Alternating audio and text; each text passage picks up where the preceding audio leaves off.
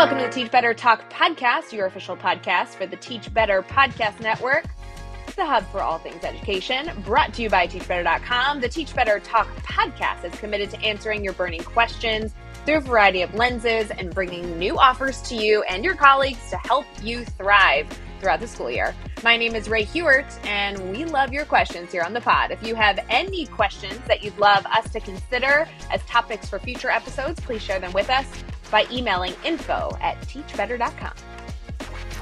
How can we assess for student growth? Y'all know that redundant assessments are a waste of our time, and we're focusing on assessment all week long. We have crazy experts that will be a part of the conversation.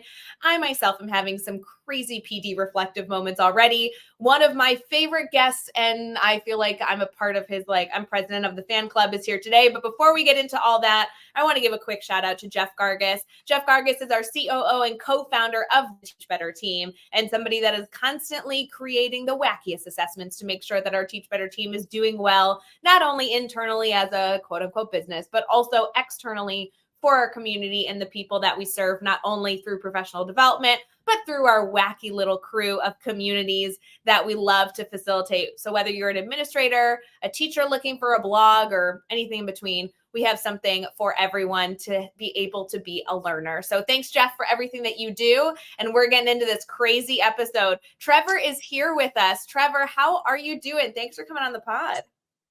Yeah, thanks for having me, and shout out to Jeff. And Ray, I'm a huge fan. So for you to create some space to host this conversation, can't thank you enough, and looking forward to diving into our conversation today. See, I know you're just being too polite because, friends, I stalked Trevor to get him on the pod. This is a busy person doing incredible work. And I was just the president of the fan club being like, hey, do you have 45 seconds to talk to me and talk to the Teach Better family? Too kind. It's going to be so fun. Trevor, I know that everyone in our community follows you and is a fan of your work, the 4 books that I know many of them already have on their shelves. But just in case we have some new family members here within the Teach Better community, or some people that haven't yet started building their PLN, I would love to have them get to know who you are. Do you mind sharing a little bit about who you are and what you do? Yeah, thanks, Ray. Absolutely. So I wear a few hats in education, friends. One hat I wear is high school teacher. I teach in the Victoria School District here in Victoria, British Columbia, Canada. I'm a high school English teacher. I'm in my 22nd year of teaching. So that's one hat I wear. Another hat I wear is author and consultant. Thanks, Ray, for mentioning the publications. Greatly appreciated. I've penned 4 books, all in the field of inquiry-based learning, and all focusing on how we can shift our teaching practice to center the student more authentically and more often and routinely. And I suppose another hat I wear is in the research and consultancy realm. I do a lot of work with our local university. I have a professor friend who comes in and he watches me teach weekly. And every term we're interviewing students about their feelings in the inquiry setting and what it means to take on more agency over learning. And I get to visit schools around the world. You know, Ray, when you sent me a message with regards to getting on the podcast here, I was in Australia for the month visiting schools there. It's our summer break, which allows me to go internationally a little bit more. And so, yeah, really fortunate and grateful to visit schools and not just workshop, but teach at other schools, you know, getting in the classrooms and doing those learning labs and meeting students and meeting teachers to talk about, in this conversation we're having today, powerful assessment structures. So yeah, thrilled to gab and be a part of the podcast today, Ray. Thanks. It'll be so great. Friends, I will tell you, this conversation will just skim the surface of the work that Trevor does. So this is definitely an educator you want to add to your PLN. Definitely go learn about all the things that we either are only able to touch on today or that we weren't able to touch on that he is an expert in. Trevor, tell us a little about your background. Why go into education? Why inquiry-based learning? How did you become this person that you now serve in the education space and change educators' lives? Yeah. How long do we have on the podcast? Right? Like 12 hours. You just gab all you want. Yeah, totally. Early in my career, I was fortunate to be around some amazing mentor teachers. And when I say early in my career, I mean the first 3 years, I was just surrounded by some amazing colleagues who just kind of took me under their wing. And we were at an amazing school, diverse school, really quite a variety of student needs and challenges we were facing. And what surfaced early in my career was really a staff that came together to center the students, center their identities, center our community. And when I say center, I mean all the way down to our programming, right? Like how we are planning curricular outcomes, how we were planning learning design, how we were planning assessment came down to the community of which we lived and worked in. And gosh, I think I didn't know it at the time, but I was learning the language of inquiry. I was learning inquiry practices. I was learning inquiry jargon. I was learning inquiry values. And so slowly over the course of those years, I began to find that language outside my own school, beyond those mentors, beyond my colleagues. I started to, do a lot more research, do a lot more reading, do a lot more getting out to conferences and learning from some amazing speakers. Gosh, Ray, we're standing on the shoulders of giants truly in education today. And I suppose, if I think way back to like some early dominoes, I started to blog. I started to get on social media more. I started to be asked to go speak at conferences. So, the seats kind of changed at once I was in the audience and now I'm on the stage. And that was a significant shift in terms of how I saw myself as an educator and what was possible. And then one of those conferences I was speaking at, there was a publisher in the audience. I tell this story often. What a beautiful opportunity. And she asked me after getting off stage, would you consider writing a book? And I looked at her like she was crazy. Like me, a classroom teacher, writing a book? No way. But I came home and my lovely wife said, you have to write that book. And she actually like wagged her finger at me. You have to write that book. And that was my first publication 10 years ago. And since then, there have been 3 more, again, all focusing on inquiry. And those books have been kind of the calling card to visiting schools. Teachers or leaders or administrators read the publications and want to implement those strategies and want to embrace those values. And so I do a lot of consulting in schools around the world. I was just in Australia. I'll be in Manila in a couple of weeks. Gosh, I'll be in, a lot of places in the next year. And that's the beauty of the work is it's not just isolated to a specific site or campus. Conversations like we're having today, Ray, are happening around the world in staff rooms, workshops, webinars. And so I think that what we're scratching at today is really timely.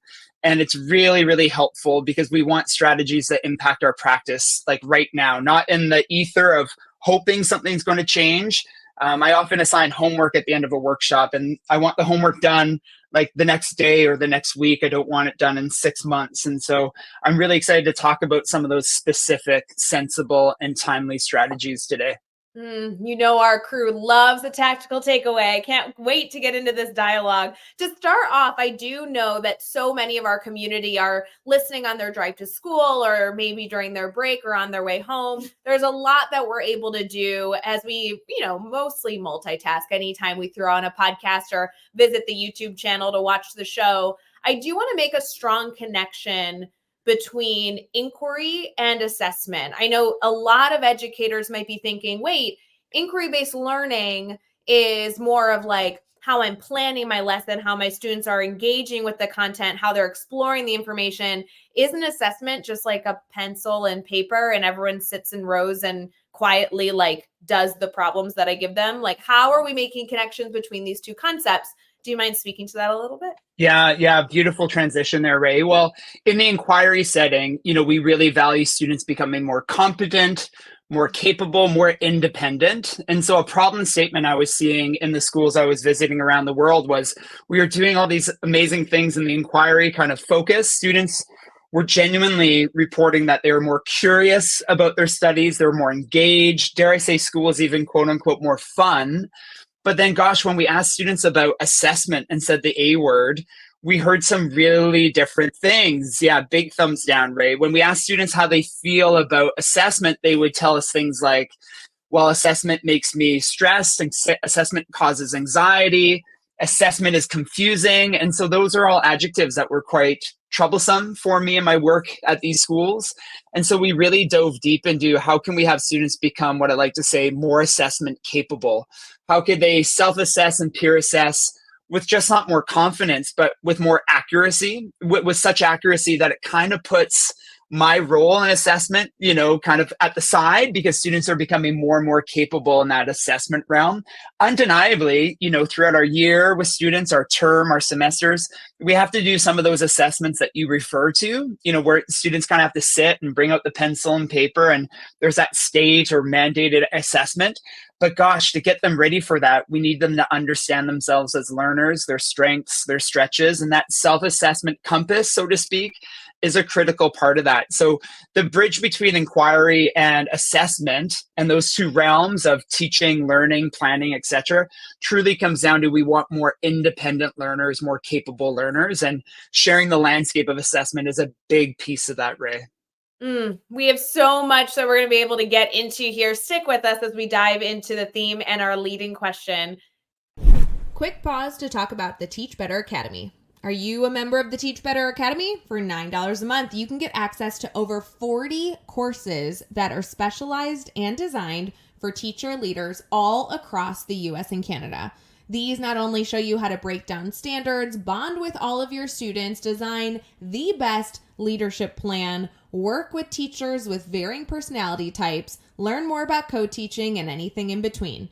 As you scroll through the Teach Better Academy, you'll see a number of courses that are all asynchronous for your learners and also give your teachers certified credit and badges for the work that they accomplish. Head over to teachbetter.com to learn more about the Academy, or just to look at the courses, both free and full workshops, and go explore. How can we assess effectively for student growth? We are getting into this dialogue here with Trevor, and we have already been able to share so much, including looking at defining what assessment is. Trevor, when you think about assessing for student growth, what comes to mind initially that educators really need to start working towards? Yeah, right away, I think of John Hattie's research with regards to, what actually works in classrooms, what actually has great effect in terms of the things we do. And Hattie's meta-analysis says feedback is the thing. If we can sharpen our feedback, gosh, we can go places with students. And there's a massive spectrum of what we mean when we say feedback. And you mentioned the word redundant. And I think it's a really powerful word for us to lift up. There are certain things we do in our practice that don't have a return on investment, yet we do it time and time and time again. And then on the other side of the spectrum, there's time invested, but there's a huge yield. And what I mean by yield, we mean student growth. We also mean student independence and capability. And so I'm very keen on, of course, not the redundant, the powerful side, and what it means to assess for growth using powerful structures. Some of those structures are going to take some time, but gosh, the return on investment to that time is something we can't get otherwise. And I don't want teachers to bang their head against the wall. I think back to my 22 years of teaching, and gosh, where was there a significant shift in student success, student growth? It's when I stopped doing certain things and started to spend time doing other things. So right away, I think of Hattie, and I think of feedback. And if we can sharpen the feedback that we're modeling, that we're coaching, we can really go places with regards to student growth.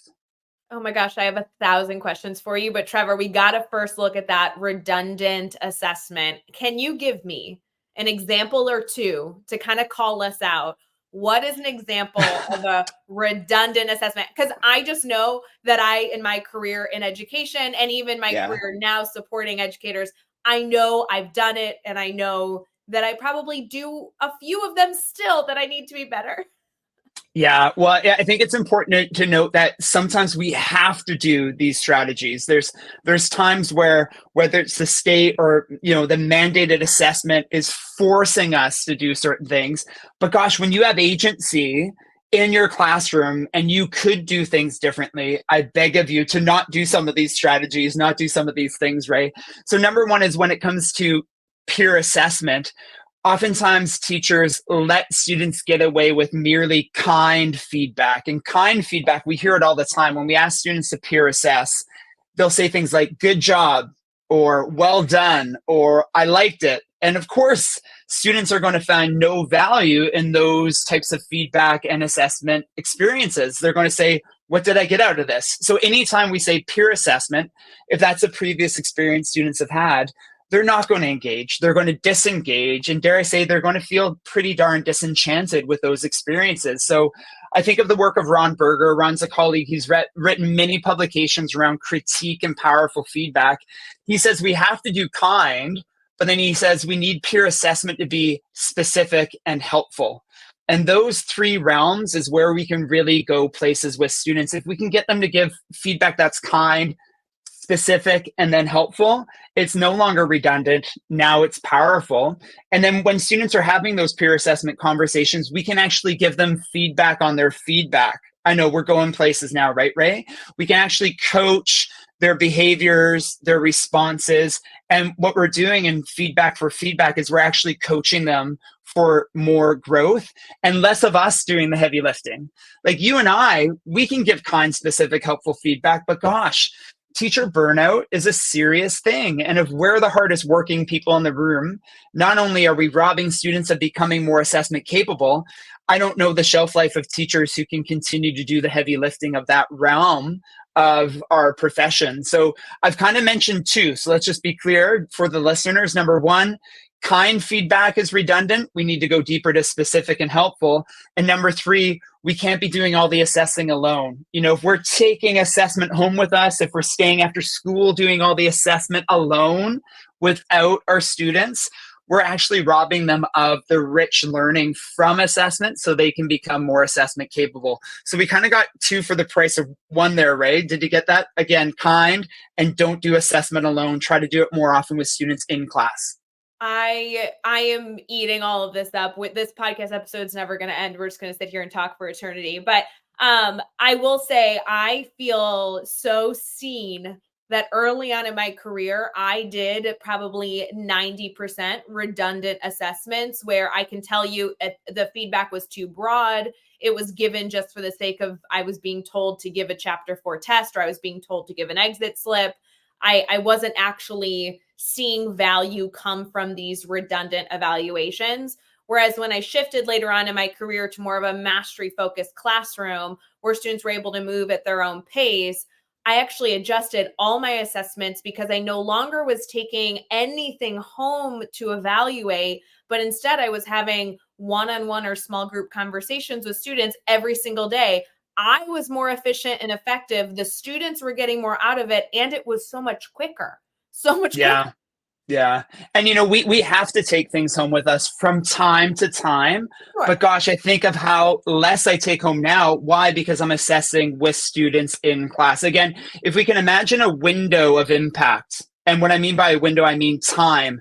If we can shorten that window, Ray, between feedback and student engaging in that feedback, it's actually more beneficial to students. So me taking it home and giving feedback on something without my students is actually doing them somewhat of a disservice. If I can have some of what you mentioned, a little one-on-one, a little turn and talk or a fishbowl where I'm giving them feedback, that is actually going to impact their growth immediately rather than me taking it home. And you know what happens when you're at home? Like, it's the last thing you want to do. So are you even giving them your best assessment self by doing it without them?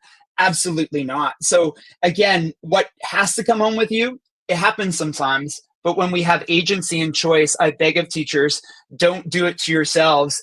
Do it in class with your students. It's going to have a greater impact on their growth over time. Another thing I love that you mentioned that I would really challenge educators after this episode to think through how they can begin this type of work, especially where we are in the school year. You are prime time to begin this work as early as tomorrow.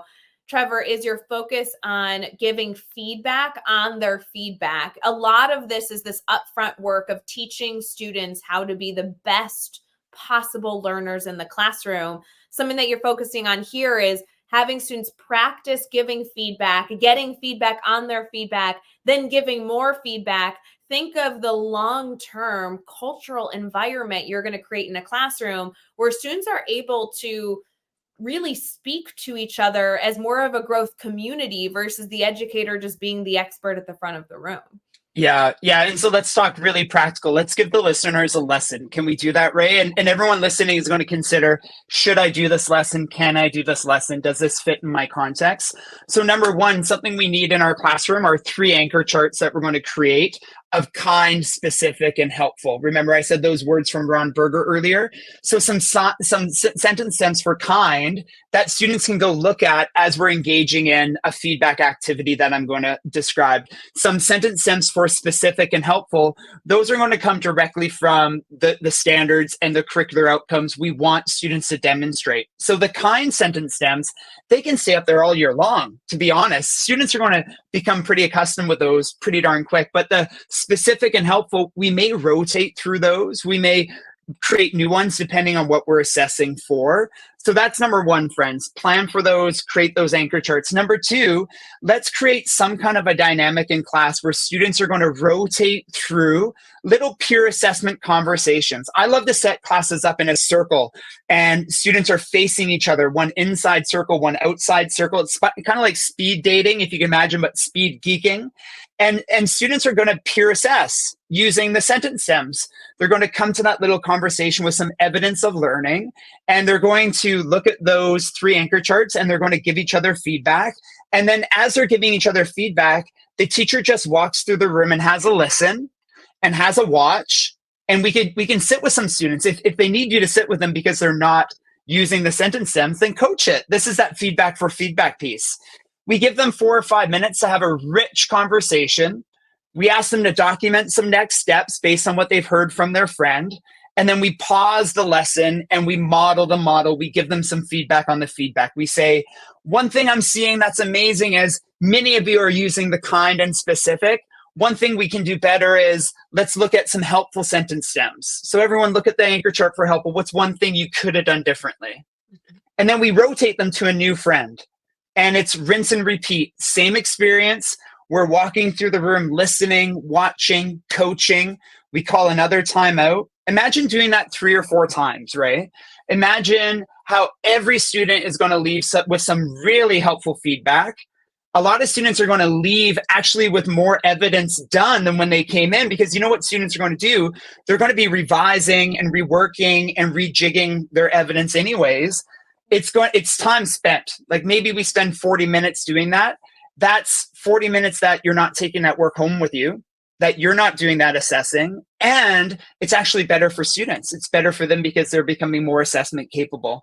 I think that's a really easy lesson. It's one that I often model when I visit schools, and teachers love it because it has high yield. The end of the lesson, all students leave with some really helpful feedback that they can use immediately. And they're becoming better peer assessors, aren't they? I'm leaning into the mic. Did everyone hear that? Better assessors themselves, Ray. Does that one make sense? I love that one. And I'm so eager to see how other educators adjust it to fit their space. I know that you as a language teacher, as a writing teacher, this is really something I could see happening as a 40-minute Wednesday commitment or Friday commitment. As a math teacher, I know I can do this maybe at a little bit of a shorter scale as a way to begin my day every Wednesday. My Wednesday quote unquote bell ringer is going to be 15 to 20 minutes of this commitment. I see this happening in a science classroom, a reading classroom. You should and can do this in an art classroom, a digital media classroom. Can you imagine doing this in a PE classroom? These are opportunities that we have where you can vary the length. The biggest part that I loved about this was the student-to-student interaction, the rotating of a peer. That way you get more than one vantage point. And there's so many good takeaways here. So I'm excited for our community to share their thoughts. Yeah, and just think of the skills students are flexing that are baked into the design of that lesson. Like they're collaborating, they're critically thinking, they're communicating, they're demonstrating empathy. Like in the design of the structure, students are also flexing particular skills that they can't get if I take all that work home with me and I do that all alone. So again, there are these return on investments that we can't get with certain redundant strategies. There are additional kind of bonuses, benefits, outcomes that we just can't do with or for our students if we're doing that assessing alone, Ray. There are so many things I know we can dive into, and unfortunately, this podcast can't be a million hours long. But as we look at assessing for student growth, obviously, this lesson was a great starting point based on especially every other tip that you've been able to share thus far. What are your last few thoughts here that maybe you want to leave our community with? Maybe that soapbox moment to say, hey, I know we talked about redundancy. I know we talked about ways to give feedback on feedback. What's one more thing we can share with our community before we wrap up this conversation? Yeah. If you're willing to be playful friends and spend some time doing some really rich practices, this would be one that I would encourage all teachers to do. And it's not innovative, it's not groundbreaking, but gosh, it's super sensible and it has a return on investment that we can't get any other way. And that's to co-design your success criteria with your students. That's to not just bring in the mandated rubric or the department agreed upon rubric. What we want to do is we want to crack open the rubric and have a deep look at it with students and ask them to come up with student-friendly language towards these targets. Ask them to come up with, looking at samples, exemplars, to pull out the strengths of those exemplars and samples. And essentially, we're going to curate all their ideas in the room and we're going to make a master list. We're going to make like a single point rubric together up on an anchor chart. And my responsibility is to look for holes, whatever that mandated rubric is. I'm looking at it and thinking, are we building something that looks similar to that? Like, are we getting there? And if we're not, my responsibility is to add in some language or some specifics to that co-design success criteria. Essentially, the end product should be something that students can reflect on, students can look at, students can peer assess with.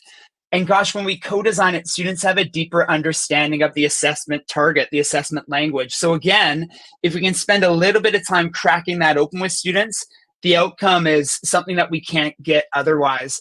I've got tons of photos of co-design success criteria with my students. It's something in my publication that we share, and it has a great return on investment. There's some time you spend, but essentially students are going to do better on whatever assessments they're doing because you've spent that time. So maybe even you're going to buy yourself time by giving some time, right, Ray? You spend a little bit of time now, but you're saving yourself time later, if that makes sense. So co-designing success criteria, I don't know if it's a soapbox moment, really practical and really huge return on investment. Oh my gosh, I know people are on fire taking notes. Friends, don't forget, this is recorded. You can go back and listen to this anytime you need. We'll be right back.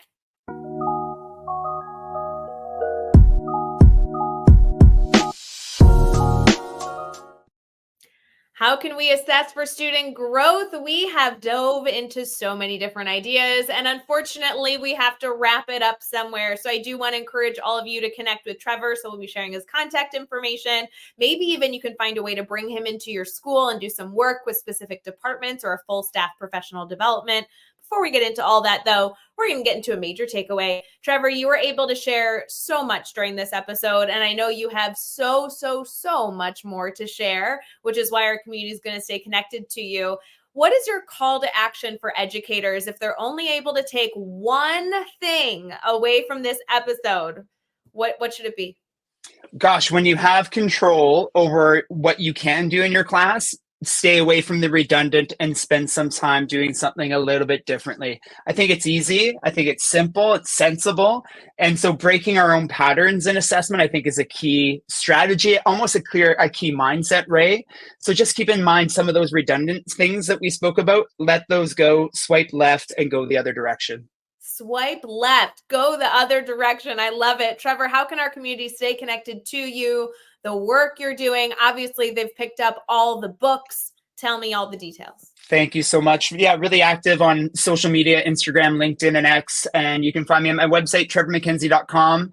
And thank you, Ray. What a joy this has been. Time goes by so fast. Huge fan of the podcast. And to finally be a guest, it means a lot. So greatly appreciate you and the work that you do to bring educators around the world together. So thank you. So appreciate you being on the pod. Friends, we hope you continue to stick with us as we focus on assessment all week long. Have a good rest of your day and go connect with Trevor. Bye, guys.